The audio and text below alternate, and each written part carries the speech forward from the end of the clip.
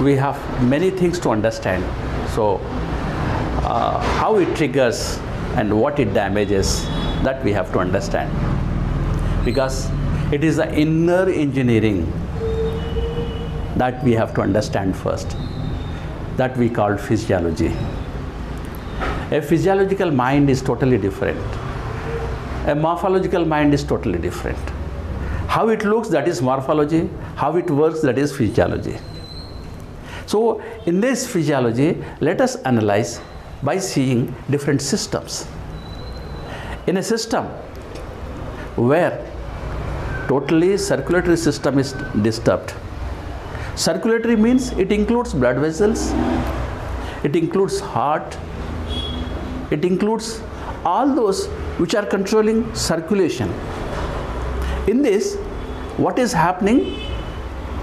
In the circulatory system, the vessels which are there, they are hardened because of anger.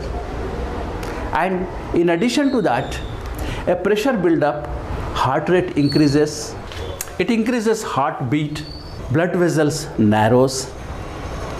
By narrowing blood vessels, we know that the flow of blood is interrupted. It is like our sewage. In the sewage canal, what happens? When mud is there, when extra material is added, the flow will not be there. In a similar way, when blood vessels clogs, when blood vessel constricted, when blood vessels are interfered with other material, coagulants or whatever may be the material. So at such junctures, circulation impedes. Circulation is disturbed, totally disturbed. At that time, what happens? We call it heart rate increases, blood pressure increases, and it has direct link with the diabetes. Many things takes place. So it is this anger which is causing all these things, circulatory problems. And in this, the heart which is there, it has to pump more and more, and hardening of vessels once takes place, because we know that all the blood vessels are elastic in nature. When that elasticity is decreased because of this anger, many things will take place which may endanger life itself. So the harmful effects of anger, so severe, so grave. So what we have to think? We have to protect our system. Because, okay, overall protection mechanism is there, but at the same time, this is doing harm to us. So let us maintain the other protection mechanism, that is surrender. With the surrender, what happens? We do not react to the anger. Our system goes into a trance period, goes into the system where peaceful atmosphere will be there. So this is connected with the forgiveness, a universal value that is called forgiveness. If we forgive, all these damages do not take place.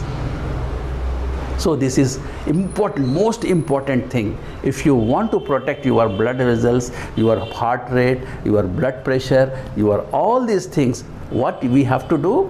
We have to forgive others. We should not encourage anger to prevail, anger to come out.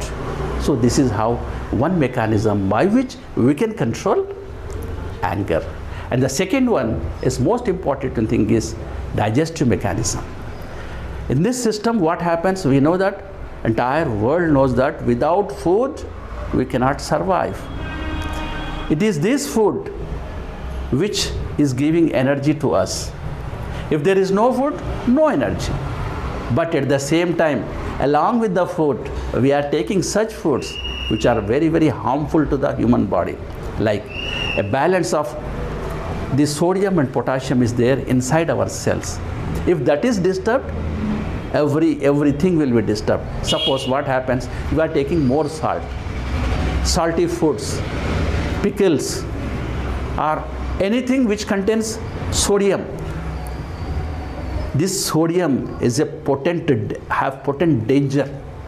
It has the power to increase blood pressure. Once the blood, we are addicted because it is with our hands we are taking more salt. It is with our hands we are taking food in such a way that it will increase the blood pressure. Once blood pressure takes place, digestive system will be affected simultaneously. The mouth will dry up. That is the first and fundamental thing. The mouth, inside mouth, it will dry up. Once it is dried up, the most gastrointestinal troubles which are there, it affects, and with that, when it is affected, the diabetes gets affected. See, the food and the system have direct link. The anger and the food have direct link. What we have to take? We have to balance in such a way that the sodium should be taken minimally, because every food contains sodium minimally, in such a way that the prescribed milligrams which are there, that the 1500 milligrams should not exceed.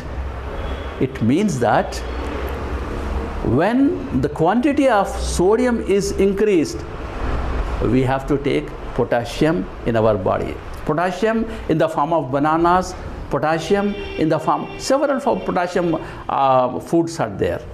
So those foods we have to take. When you take those foods in your body, it will balance, replace, because our system is made in such a way that homeostatic mechanism is there.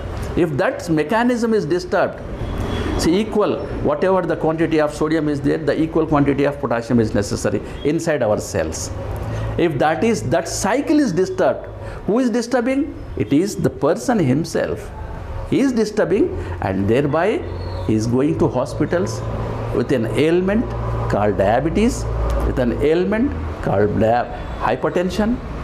All these things are taking place.